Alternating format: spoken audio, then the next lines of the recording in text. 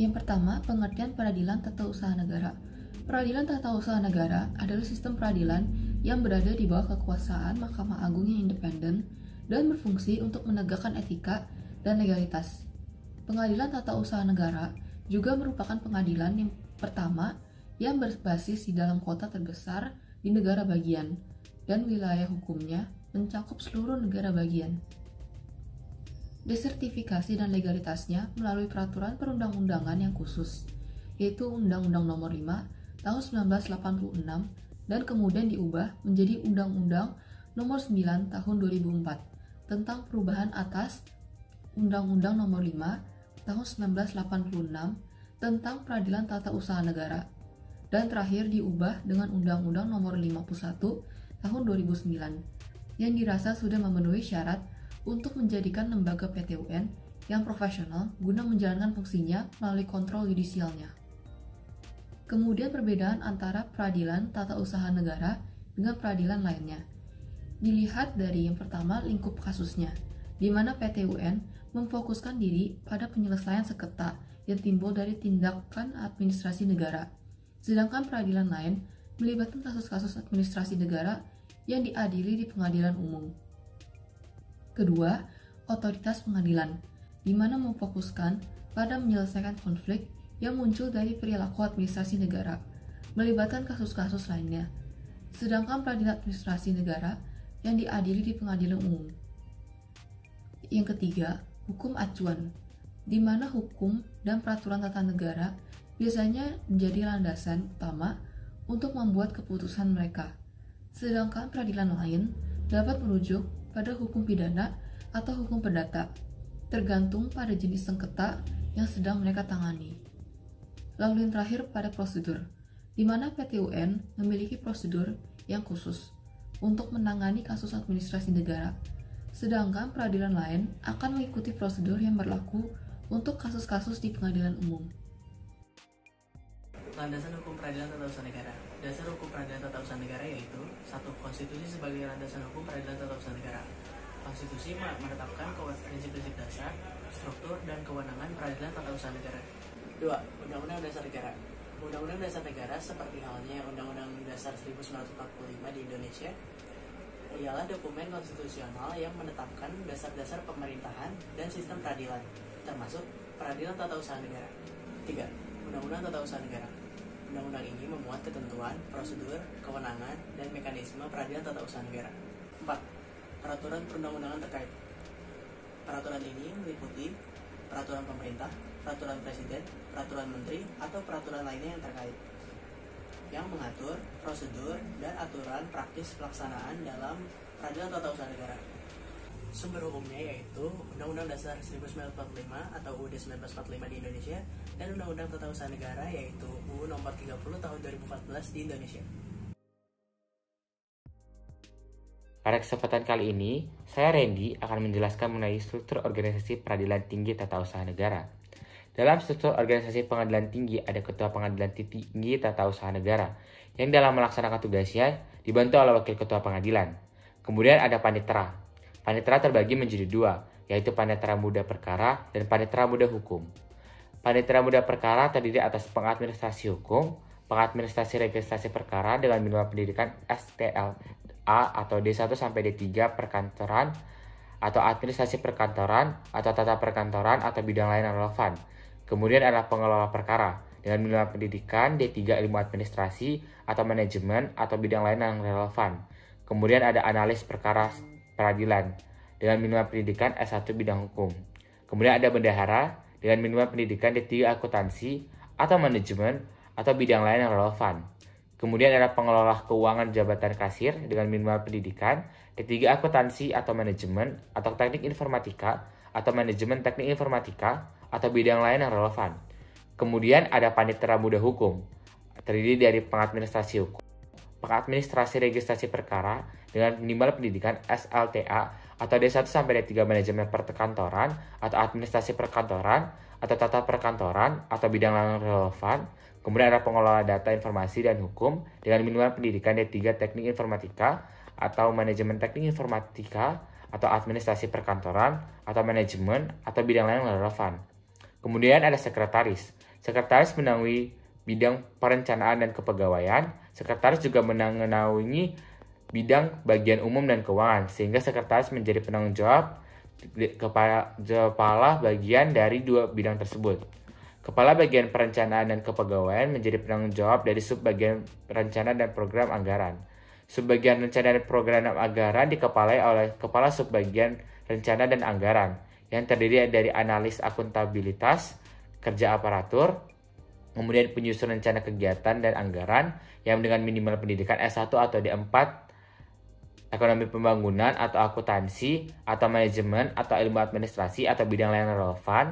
Kemudian ada pengadministrasian perencanaan dan program dengan minimal pendidikan SLTA atau D1 sampai D3 manajemen perkantoran atau administrasi perkantoran atau tata perkantoran atau bidang lain yang relevan.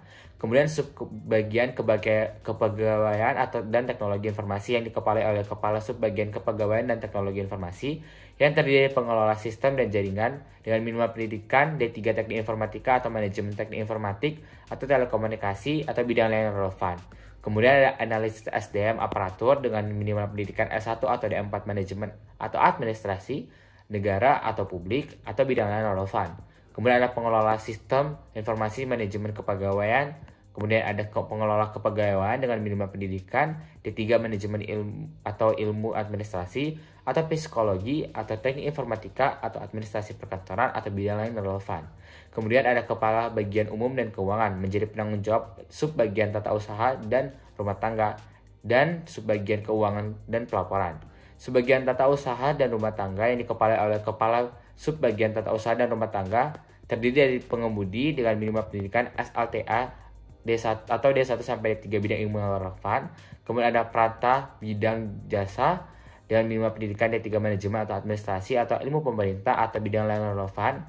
Kemudian ada teknik sarana dan prasarana dengan minimal pendidikan SLTA atau D1 sampai D3 mesin atau listrik atau bidang lain relevan.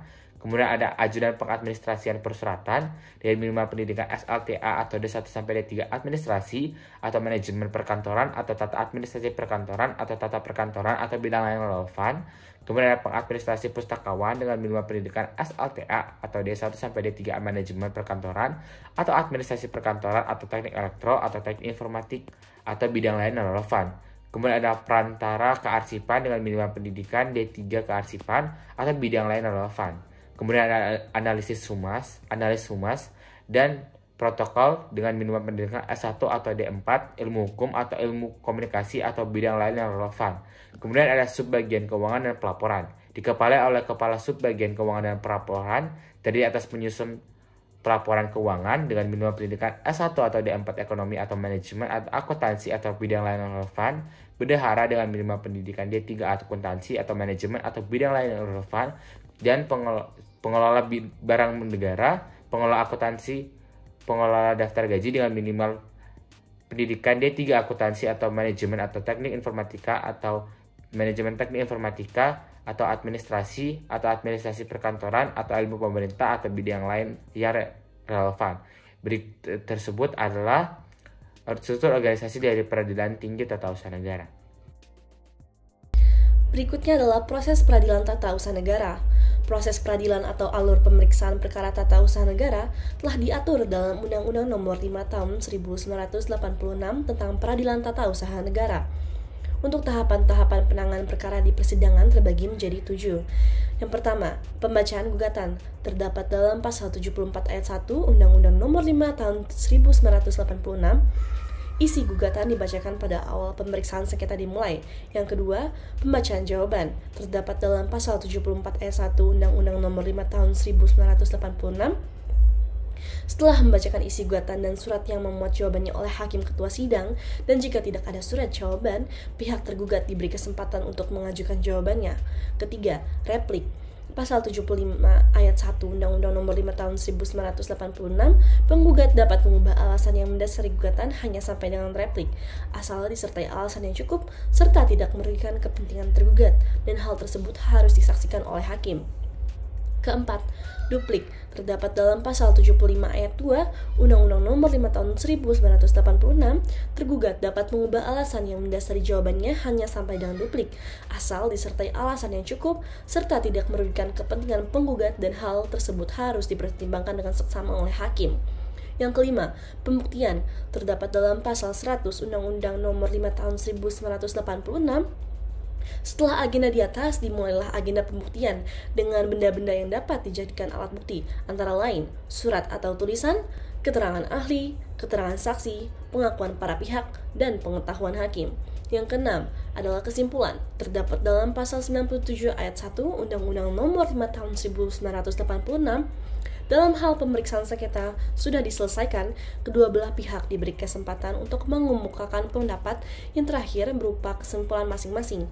Yang ketujuh, putusan terdapat dalam pasal 108 Undang-Undang Nomor 5 Tahun 1986. Terdapat tiga, yaitu pertama, pembacaan putusan terdapat dalam pasal 108 Undang-Undang Nomor 5 Tahun 1986, kemudian materi muatan putusan terdapat dalam pasal 109 Undang-Undang Nomor 5 Tahun 1986, dan yang ketiga adalah amar putusan terdapat dalam pasal 97 ayat 7 Undang-Undang Nomor 5 Tahun 1986. Selanjutnya, saya akan menjelaskan mengenai peran PT UN dalam mewujudkan keadilan administrasi negara. Pengawasan yang dilakukan oleh Peradilan Administrasi Negara menurut Undang-Undang Nomor 51 Tahun 1986 terbatas pada penilaian terhadap kebijakan atau keputusan yang dikeluarkan oleh pejabat administrasi negara. Namun setelah adanya Undang-Undang Nomor 30 Tahun 2014 tentang administrasi pemerintahan, wewenang PT UN mengalami perluasan, yakni dapat menerima, memeriksa, dan memutuskan ada atau tidak unsur penyalahgunaan wewenang yang dilakukan oleh pejabat pemerintahan. Pengawasan hukum melalui peradilan administrasi dilakukan menurut proses acara peradilan administrasi, bermula dari gugatan dan berakhir dengan putusan. Peradilan administrasi negara menjadi salah satu komponen dalam suatu sistem yang memiliki peran penting dalam mewujudkan suatu pemerintahan yang baik. Antara PT UN dan pemerintahan yang baik memiliki keterkaitan. Keterkaitan ini dapat dilihat dengan memahami prinsip-prinsip utama dari pemerintahan yang baik dan fungsi dari PT UN. Prinsip pemerintahan yang baik dengan didasarkan pada AAUPB akan menjadi norma dasar bagi aparatur negara dalam melakukan perbuatan hukum dan dalam pemerintahan. Akuntabilitas menjadi perwujudan dari kewajiban suatu instansi pemerintahan untuk mempertanggungjawabkan keberhasilan maupun kegagalannya dalam melakukan tugasnya. Materi pokok berikutnya yaitu subjek dan objek dalam peradilan tata usaha negara. Yang pertama akan kita bahas yaitu subjek dalam peradilan tata usaha negara. Subjek dalam peradilan tata usaha negara dibagi menjadi dua, yaitu tergugat dan penggugat. Tergugat dalam peradilan tata usaha negara adalah badan atau pejabat tata usaha negara yang mengeluarkan keputusan berdasarkan wewenang yang ada padanya atau yang dilimpahkan kepadanya, yang digugat oleh orang atau badan hukum perdata. Badan atau pejabat tata usaha negara adalah badan atau pejabat yang melaksanakan urusan pemerintahan berdasarkan peraturan perundang-undangan yang berlaku. Berikutnya mengenai penggugat. Dalam pasal 53 ayat 1 UU RI nomor 9 tahun 2004 disebutkan bahwa orang atau badan hukum perdata yang merasa kepentingannya dirugikan oleh suatu keputusan tata usaha negara dapat mengajukan gugatan tertulis kepada pengadilan yang berwenang yang berisi tuntutan agar keputusan tata usaha negara yang disengketakan itu dinyatakan batal atau tidak sah dengan atau tanpa disertai tuntutan ganti rugi dan atau direhabilitasi. Jadi yang dapat menjadi penggugat dalam peradilan tata usaha negara adalah seseorang atau badan hukum perdata. Berikutnya kita masuk ke objek dalam peradilan tata usaha negara. Objek sengketa TUN adalah keputusan tata usaha negara. Yang dimaksud dengan keputusan tata usaha negara adalah suatu penetapan tertulis yang dikeluarkan oleh badan atau pejabat TUN yang berisikan tindakan hukum TUN yang berdasarkan peraturan perundang-undangan yang berlaku, yang bersifat konkret, individual, dan final, yang menimbulkan akibat hukum bagi seseorang atau badan hukum perdata. Subpokok materi bahasan berikutnya yaitu terkait dengan tantangan dan reformasi dalam PT UN. Tantangan utama dalam perkara pengujian tindakan faktual atau tindakan administrasi pemerintahan adalah banyaknya terjadi kesalahan persepsi mengenai konsep tindakan administrasi pemerintahan tersebut. Selain itu juga, ada beberapa tantangan yang perlu untuk dijawab berkaitan dengan penanganan perkara tindakan administrasi pemerintahan di Peradilan Tata Usaha Negara. Yang pertama, untuk mempermudah dalam menentukan pertanggungjawaban atas suatu tindakan faktual yang didahului oleh keputusan atau tindakan hukum, maka sebaiknya tindakan faktual tersebut tidak dipisahkan dengan keputusannya atau tindakan hukumnya dan dapat diduga secara bersamaan. Lalu yang kedua, berkaitan dengan perlu adanya kejelasan mengenai apakah pihak swasta yang dikerjasamakan oleh pemerintah dapat dimintai pertanggungjawaban di Peradilan Tata Usaha Negara atas tindakan faktual yang dilakukannya. Lalu yang ketiga adalah perlu adanya kejelasan konsep mengenai pertanggungjawaban badan atau jabatan dan pejabat akibat dari suatu tindakan faktual. Dan yang terakhir adalah perlu adanya kejelasan mengenai mekanisme ganti rugi akibat dari suatu tindakan faktual yang terjadi tersebut.